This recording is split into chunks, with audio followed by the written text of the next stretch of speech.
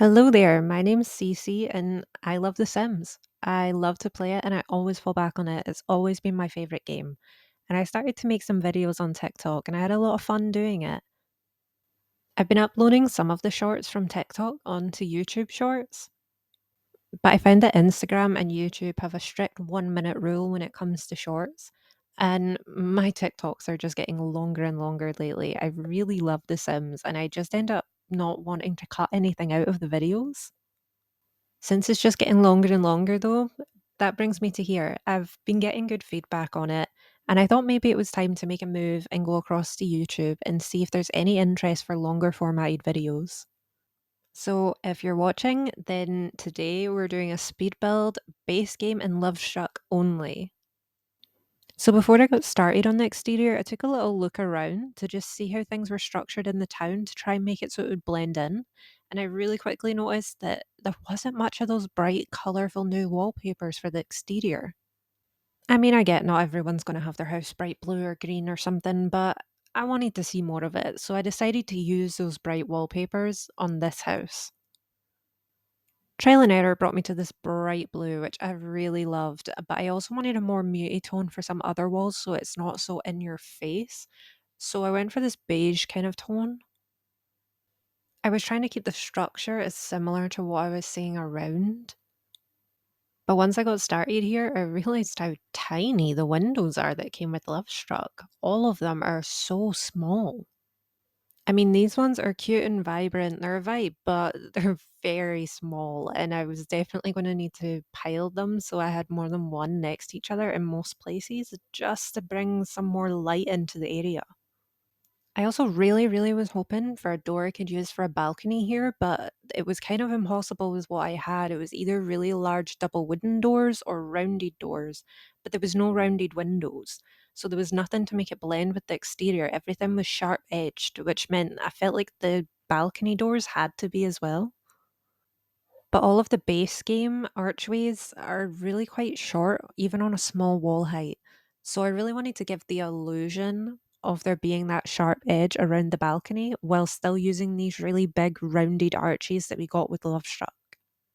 I also really wanted to make the spandrels work that came with Lovestruck. I even tried to use them on the interior later, but it just didn't fit the aesthetic of the build and how everything looked. For the outside, I was envisioning a kind of little decking area, a way that they can walk through. So I quickly threw together something just for a kind of baseline of where everything would be when I was outside. But then I'll move my way back into doing the interior. I really wanted some placeholder wooden floors that I could just put down just now, but the build wasn't lit up. And instead of just lighting up the build, I put them outside so that I could see what they looked like under the daylight. Then, when I found the right one, I moved it inside. Took me a little bit to get the stairs exactly where I wanted them to be, but then I could finally get started on the downstairs floor plan. The only problem was I didn't realize until much later that I had done my floor plan how I'd usually lay out a house, but I had made a room for shoes, jackets, things like that next to the stairs. I'd made a room at the side to be the laundry, washing machines, hoover, but I didn't have access to any of those packs because I was only wanting to build with base game and Lovestruck, and I didn't realize until much later I had even built up the laundry room by the time I realized that could not be used for that. But I still really wanted that cupboard under the stairs, but I hate the base game shoe racks. So I used cabinets from the base game here to try and make my own little cabinet system for the shoes to sit on. Took a lot of fiddling about with things to get the shelves how I wanted and the shoe racks to sit nicely. I couldn't get rid of the little metal arm of the shoe rack that's right in the middle, so I'm just pretending I can't see it. And now we finally get started on the kitchen, which I had to redo because I did the whole thing wanting it to be bright, colourful, and I used the Home Chef Hustle thing. I used that pack and then realised that I can't use that pack. I had toggled base game and Lovestruck only, but then it kept toggling off and I wouldn't notice, see the items and think, oh, they would be brilliant. And I'd put them in and then a few minutes later realize I couldn't use them. Oh, and I do have all my CC off, so it said no CC build, but I am using Better Build Buy, so I'm able to open the catalogue larger in case you haven't seen that and are wondering how I'm able to see so many items at once. And now it's finally time to find another reason for the room next to the kitchen. Originally was laundry, but I turned it into a downstairs bathroom. This house has a lot of bathrooms. It ended up being way more spacious than I was expecting, so everybody gets their own ensuite and there's a downstairs bathroom too. I wanted to keep some color running through, so I kept the kind of purples, blues, the colors that were outside, and added some purple in as well. And we get started on the dining room next, which I was really excited to see the new bar, compact one again. The big ones are just really hard to figure out where to put sometimes, so it's nice to have a little one. For the living room, I really, really liked that couch, but it was giving me more of the vibe of like psychologist therapy session. And I felt like it would be perfect for like a little cam reading nook, a little corner in the side where that could be the couch you just lounge on and lie down. So I had no idea where it was going, but I was certain that I was going to have some kind of little lounge area somewhere. And then I finished up the living room. I found one of the coffee tables that came with Lovestruck seem almost an exact replica of one in base game to me. Only the base game one has a kind of shine finish to it, and the Lovestruck one not as much. I realized this cutout was even on both sides, which meant I could draw a wall right across and be able to have it just cut off to the side. So it was perfect for that little reading nook where I could just have the chair to lounge on and then a little seat at the side, some flowers, a little table, and then a little bookshelf. This is when I again really try to make those spandrels work, but I just can't get them to fit with the rest of the items that are in this pack.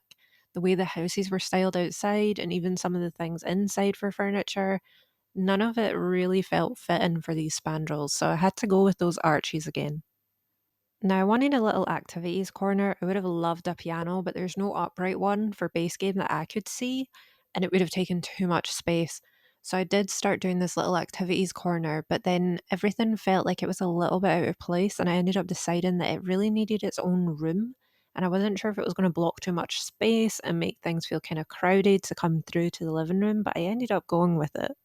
And then it was finally time to switch out all my placeholder lights for actual centerpiece kind of lights. I used mainly ones that came with Lovestruck. I'm pretty sure they all were.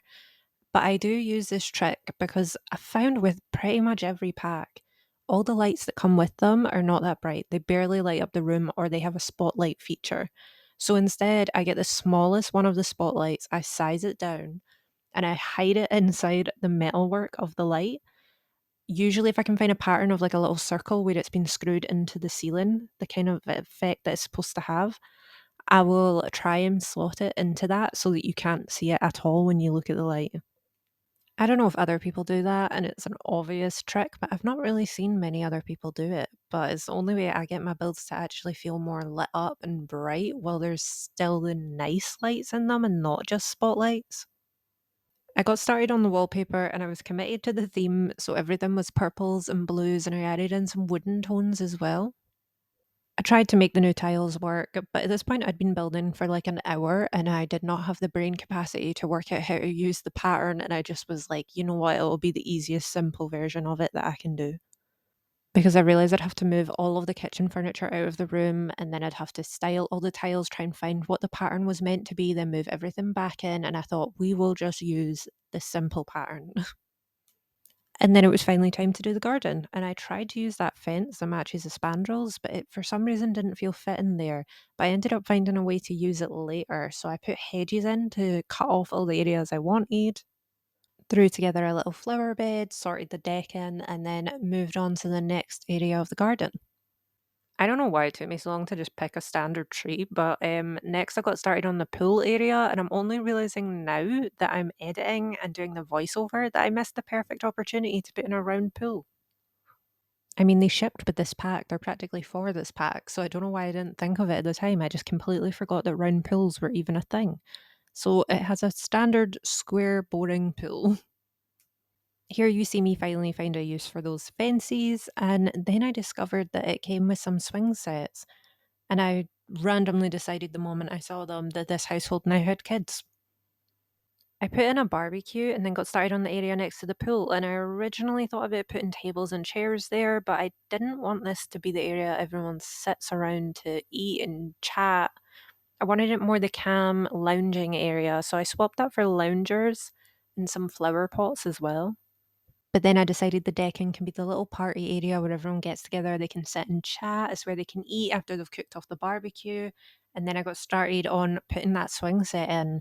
I decided to just add a little bit at the end of the garden, and that could be where the kids can play. It's got the swing set, the bars, everything that they can play with is back there. I know that the lounge area is right next to where the kids are all playing, so it's probably going to be noisy and not all that relaxing. But I decided that they needed a bar so they can just lounge, get a tan, have something to drink. I finished off the barbecue area and I discovered that water tank, and I'm presuming it's not functional and or has any kind of crossover with the rental pack, but I just thought I'd put it in anyway. It seemed like a nice little addition to that area. So then it was finally time to start on the upstairs floor plan, and I no longer had any idea how many rooms I needed because originally this was two Sims, but now they had kids, and I didn't even know how many kids they had because I was doing this in Manage Worlds and didn't actually have a Sim family to move in. So I very quickly decided that they needed two kids' bedrooms, and the place was spacious. So they've got twin kids, one teen, and then the master bedroom, and everybody gets an ensuite because there's too much space in this house. But the twins share one because I'm not that good. They need to share. So for the master bedroom, I really wanted everything to be Lovestruck, and I tried my hardest to put only Lovestruck in there. The mirror that seemed the best for the bedroom, though, was ginormous from Lovestruck. So they got a base game one. Same with the little clock on the bedside table. And I thought at first it would be perfect to just bring in the purple theme. It's the parents' house. They're the ones who've probably furnished it. It makes sense. Maybe they love the purples. So I brought all the purples into their bedroom. But everything felt very, very dark, especially when I did the wallpapers later on. So I decided for the bathroom to bring in some more lighter tones to make the place not feel so dark. So I got to have a chance at using the new showers to do the walk-in showers, which was kind of nice with the windows, the glass panes, and then the sliding glass doors and the little half walls, which was kind of cool to do. And I quickly discovered that base game bathroom decor is very hard to do. So props to anyone who can do a really kitted out bathroom, base game only, because Lovestruck had no items for bathrooms really. So I was having to only use base game, and I missed the towels, the toothbrush holders and things. There was so many items that I used from other packs.